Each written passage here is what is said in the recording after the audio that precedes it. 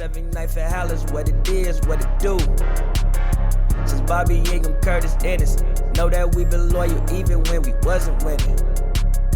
A trusted source for the news. Ladies and gentlemen, welcome to the 79th and Halas draft series. This is episode 1.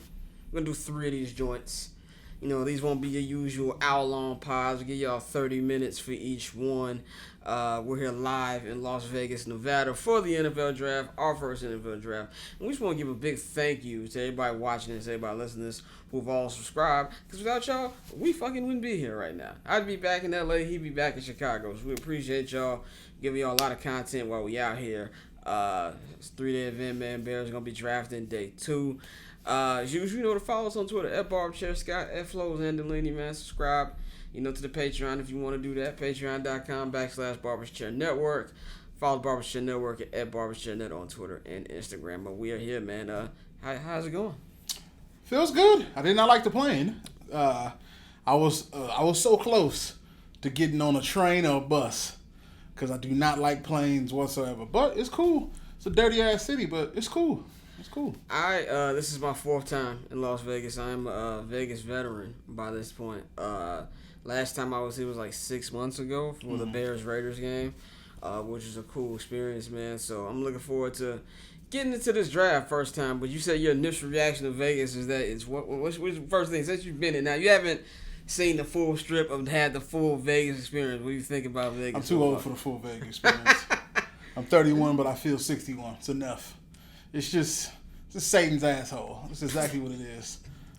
I feel like, well, for you it's too late, but I've had the Vegas experience many times since I've been here. So my last trip was more professional trip. This one's even ex-professional. So we're here, man. We're going to talk about everything going on with the Bears. So this is the first draft of the Ryan Poles era. He had a press conference last week during the OTAs that have been going on. What do you think is going on with Pace and everything coming into this draft? I kind of feel like he's not really an open book. Like he don't really show his hand. So like he mentioned wide receivers not really being position of strength. Mentioned how much he loves the O-line. Of course, he's a former O-lineman. So what do you think is on his mind? I don't know what this nigga's doing, to be honest with you. And it's not like I am necessarily against any move he's done, but. And you all have to excuse me. Allergies acting up and my one eye waters up. So if you see me profusely rubbing my eye, don't think too much of it. But he's not doing coke. No, been there. All right. But I don't know what Ryan Poles is doing. But it's just not based upon me being afraid or that inner Bears fear coming out saying, "Oh God, he's not. Who are these people? Oh my God, this is messed up." No, it's not that. It's just that right now, it's like he's building a team literally from the ground up. Yeah. Like he's literally picking players to start filling in positional gaps and positional holes that are not available. And that's fine. Like someone like Byron Pringle who got arrested for some shit. But like doing donuts. For doing donuts with his child in the car, which is just stupid. Fucking stupid. You can do donuts by yourself. Put yourself You're going to be a dumbass. Be a dumbass by yourself. Philosophy for life. But someone like him isn't about to change the game. It's cool as fill a need, and the need is bench. So, I don't really know. The Larry, I forgot the dude's name, from the Bengals, who unfortunately who did not pass his physical. It was a good pick. Unfortunately, that happened. And the thing with that is that I don't put all of the blame on him, but I feel like there should have been some sort of communication between Larry, Ryan Poles, and his agent for them to figure out, okay, what's going on? How has your physical health been? But of course, I'm not in these front offices. I don't know how this process works when you're in that specific situation. But right now it's like you're filling depth. Yeah. And it's one thing the Bears have struggled with since forever, really since almost Lovie Smith, is depth. Yeah. You'll get good players at that position, but once they're gone, it's hell. Yeah. This person's out. Oh, here comes somebody trash. The last time we remember depth was Nick Kowalski. He came in during the half a year. I thought that was good, but that was the first time we've really seen depth in years. But of course, I don't think he's in the league anymore. Oh, he's a free agent. He got released by the Raiders. And I'm with you. I feel like right now it's like this is the first big thing in the Ryan Poles era because it's like Ryan Pace. He left such a big hole. Like, Ryan Pace really should be locked up. Like, he should be in prison for what he did to this franchise over 7 years. There's so many holes on his team that I think is not going to be filled, right now. And if you look at the draft picks that the Bears have, they have picks, but they don't have too many to where, I feel like they can really, trade up or anything like that. If you look at the picks, they got 2 second-rounders, pick 39, pick 48. They got 1 third-rounder at 71. 2 fifth rounders at 48 and 50, and then 186 in round 6. So, they have 6 draft picks, so they can fill the things, but it's like he's got to get some impact guys. He's got to get some guys, I feel like wide receiver is probably the number 1 position of strength, because like you brought up with Brian Pringle, he's a cool receiver. He's like a good 3. Like, he's not a guy a good 3. Your nigga's good 4. Okay, good 4. Yeah, good 4. He's a backup. He fills in. Wasn't he like he was 3 in Kansas City though? It was Kelsey, Tariq, and him. No, I forgot. He actually led the Chiefs in touchdowns. It was Tariq. I forgot the other dude's name. Wasn't it Hardman? McCall Hardman? Nah, he didn't have more. He didn't have a better season than Pringle. Sure about that? I'm pretty sure about that. I'm not sure about that. Well, either way, 3 or 4. Point being, this is not a guy you trying to come here with as your number 2 receiver. They need a guy to come in here and build with Justin Fields. Now, he did. So, we have all these little dumbass stories out there about how, the front office is having faith. I'm not going to mention any fucking websites out there, but y'all know exactly who the hell I'm talking about. Talking about, they don't have any faith in Justin. Should they trade Justin? Which is the stupid shit. I'm glad Poles and Eberflus came out last week and said how much faith they have in Justin, and that, that they're going to be tailoring this offense around him. And even the new offensive coordinator, his name... Yeah, McCall Hardman had better stats. Okay. Didn't have more touchdowns, though.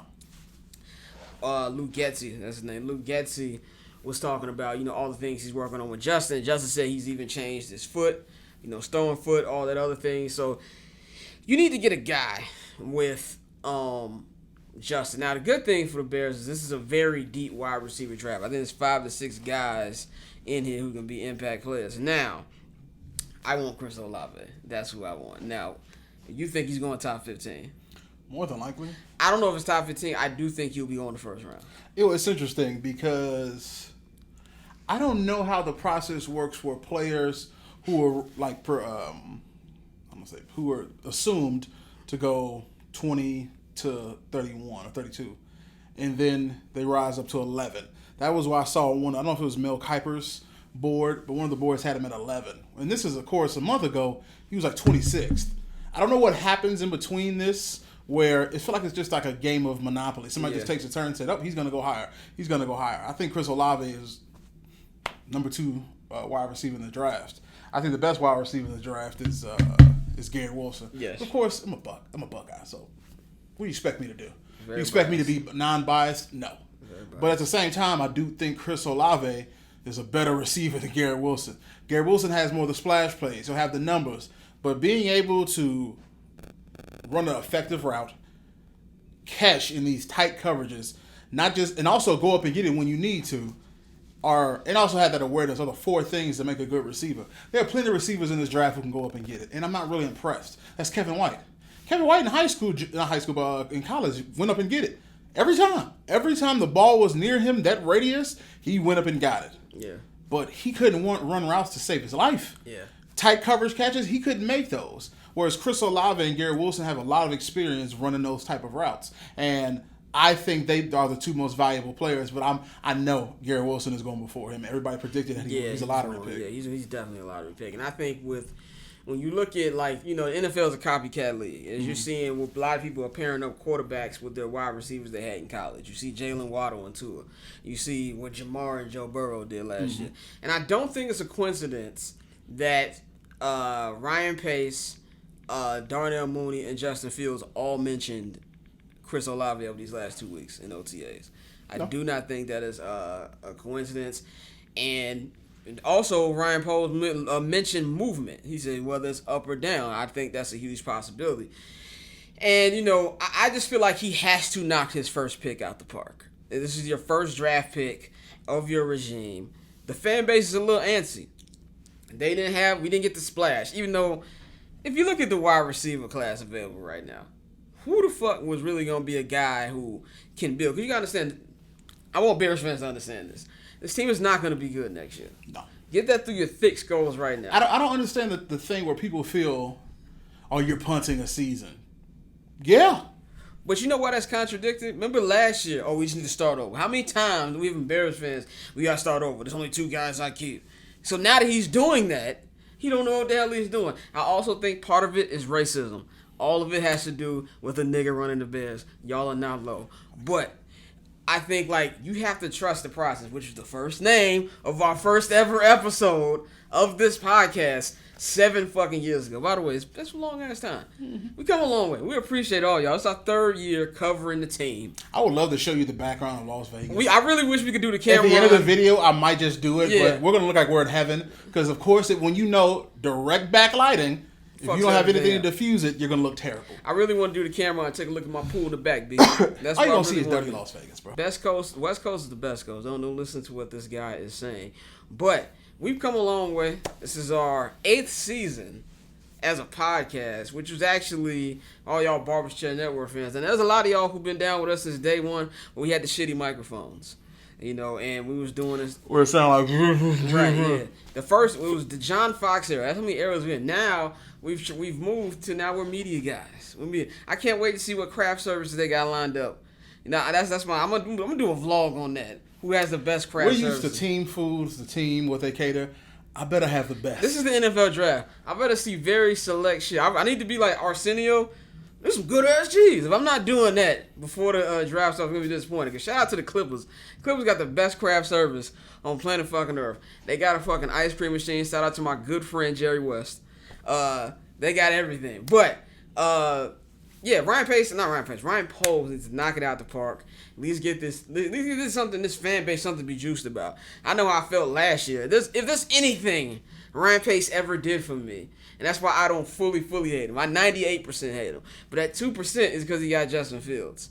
Yep. We all remember how excited we were last year. This fan base needs that excitement. If you can get you a Chris Olave or any of these top wide receivers, I think O-line is definitely a question, but I want to see what we got from Larry Borom and Tevin Jenkins together. And also, they've been putting together on the same line in OTA so far. Mm-hmm. I think wide receiver is the number 1 strength that they need to get. Also, I wasn't at OTAs because I'm not going just yet. Why? You above OTAs? No, I had stuff to do, okay. And I didn't have time to make it. But anything voluntary and then going into minicamp, I will be there. Both of us will be at training camp, so if you see us, holler at your boys. It's gonna be very hot. But anyway, looking forward to it. Right now, what are you looking at? Cody Whitehair, Larry Borom, Tevin Jenkins, Lucas Patrick. Yes. And I don't know if Lucas Patrick plays center. Remember, he played when he started. He played center for a couple games in Green Bay. Lucas Patrick has started like 12 games last season. I'm assuming he's center. So we'll see. I'm not 100% sure. But that looks like 4 people already that you're going to at least attempt to roll with. I think your biggest needs are skill players. Yes. Like right now, some people say, let's draft defense. I'm like, I'm not really concerned right now. No, fuck defense, bro. I think right now, we have to punt this draft in the direction of, punt sounds terrible, shift this draft in the position of offense. Yes. You know, if there was a gear, you better put that bad boy in O, in offense. This should be an offense primarily draft.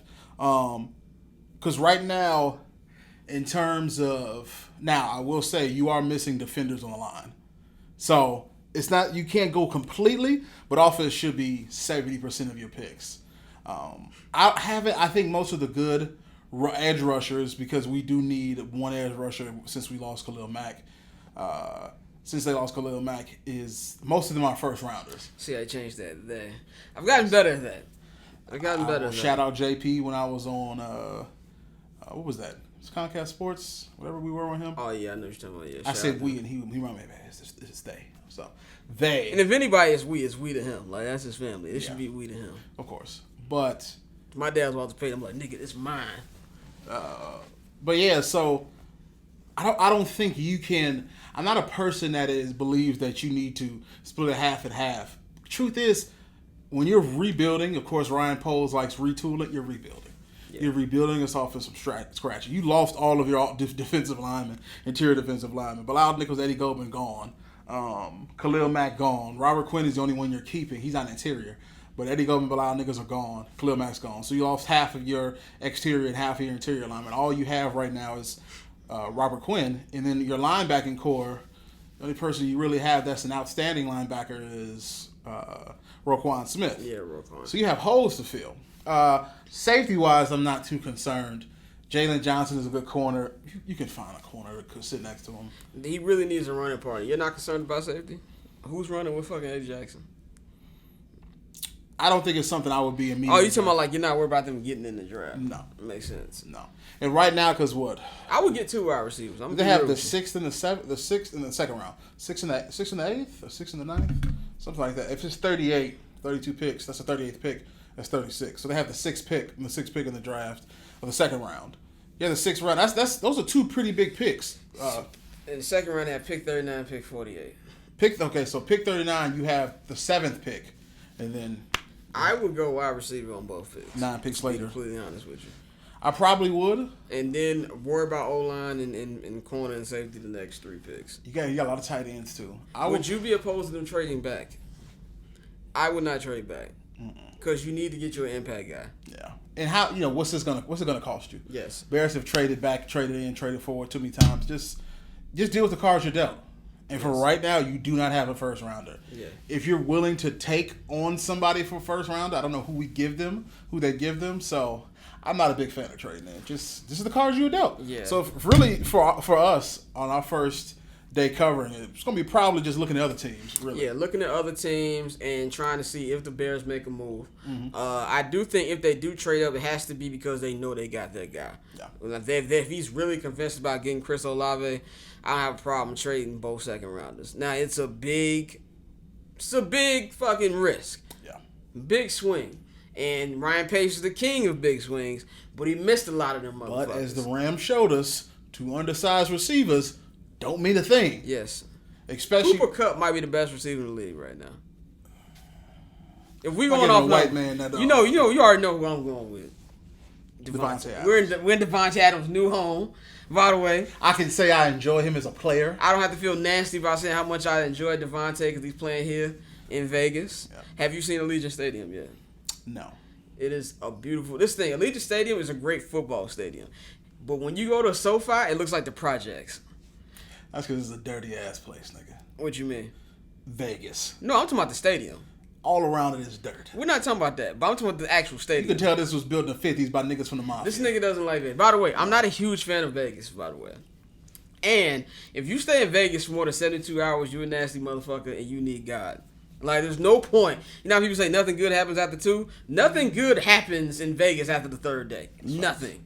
Like, you need God. Every lobby and every hotel in Vegas smells like cigarettes and prostitution. Like, it's just disgusting. Yeah. So, but that's what we're going to be looking forward to see what they do.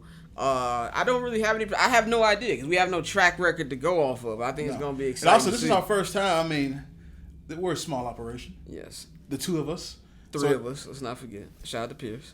I'm talking about from Halas. Okay. In reality, it's about how many of us are fully involved in our company? 4 of us? Well, like on a day-to-day? Or it's 5 of us? It's 4 of us on a day-to-day. It's me, you, Pierce, and Dante. 5 of us. Who's the 5th one? I thought there's somebody else. No, it's 4 of us. See, I'm Biggs Burger. I'm behind the scenes, bro. I let Dame Dash handle all that, Yes, I'm Dame Dash. And I'm Jay-Z. Let's not get it fucked up. No. Yes, but, I'm Michael Jordan. I play for the team on. Right now, I think the biggest focus for the Bears is offense. Got a lot of tight ends. You picked a lot of them up in free agency. See where it goes. Defensive, you need some defensive linemen. So your 2 biggest needs right now are receiver, defensive linemen. But around those defensive linemen or pass them, you still need offense. Yeah. I'm not concerned with running back at all. I like Juice and I like David Montgomery. They got a fullback now. Real football hours are back. Real football hours. But you need receivers. I want 3 solid receivers. If I would trade those 2 second rounders if I were them for Chris Olave. If you knew this team does not have a wide receiver I need, would too. I'm getting here. I traded for Chris Olave because Chris Olave, Darnell Mooney. I think that's a great core. It's a great. You already see what you get me excited, man. I'm doing right now. If we get Chris Olave, I'm doing a Johnny Drama victory in the draft room, bro. Because we already know that Justin Fields has a rapport with Darnell Mooney. Yeah, that's his homie. They work out, kicking it together in Georgia. It just happened. It didn't happen with Allen Robinson, of course, as you saw when he was here. but it happened naturally with Darnell Mooney. They had a rapport, probably because they're younger guys as well. Allen Robinson had been in the league longer. And we all know A-Rob quit on the team, and Justin, he wasn't around. Say that. I don't he know. will never say that. Scott Lewis, will say Allen Robinson quit on the team. It's a good thing about being independent. We can say we said the fuck we want. Like in my opinion, that's why it's so hard. Like I was before the season started. A-Rob, do what you want to do, but now I saw how it went. But to wrap this up, what are some things you're looking forward to about the draft experience? Getting out of the city. You all need Jesus. You all will face eternal damnation. I want to see how fans react. I want to feel that reaction. Yeah. I see Eagles fans, so I can't wait to take your tears. I don't know. I don't even know what's going to happen in the draft. Yeah. But I can see the jerseys, and I know you all are very passionate. So I'm going to bottle your tears and drink them. Not because we have a rivalry, just because it's hilarious when you all are upset. Yeah. I haven't seen Bears fans yet. We've seen NFC fans, North fans. We've seen Lions fans. We've seen a Lions fan. Seen a Lions fan. We saw two Vikings fans. Fan. I saw a Packer fan when I came in. Seen a lot of Steeler fans. Yeah. A lot of Steeler fans. Saw a Packer fan when I came in here. Yeah. So I saw the whole NFC North besides the Bears represented. So now maybe when we get closer to the draft area, we'll see more Bears fans. But I'm excited to just, like you said, feel the energy. Yeah. I want to see what it's going to be like. I'm interested in running into a couple media people out here. I don't know who we'll run into. They got all... And I'm interested to see what the media workroom is going to look like because we really don't know what it's going to look like. So I'm just excited for the whole entire experience. Y'all can watch us. We're going to be breaking it down on the 79th and Halas Twitter page and the Barber's Chair Network Twitter page. We're going to be tweeting from both of those. So stay tuned for that. This is episode 1 of our 3-part 79th and Halas draft series that we're going to be doing here in Vegas. And then when we get back to Chicago and LA, we'll do an official draft recap of everything that went down. And then you won't hear from us again until training camp pretty much. Probably. And 79th and Halas 200 is going to be special. Just know news is coming soon. special. It's going to be very special, man. So we appreciate y'all. You know to follow us on Twitter at BarbChairScott, at FlowsAndolini. Follow 79th and Halas at 79th A&D Halas. At BarberShareNet on Twitter and Instagram. Subscribe to Patreon, patreon.com/BarberShareNetwork. We'll holler at y'all tomorrow for day 2.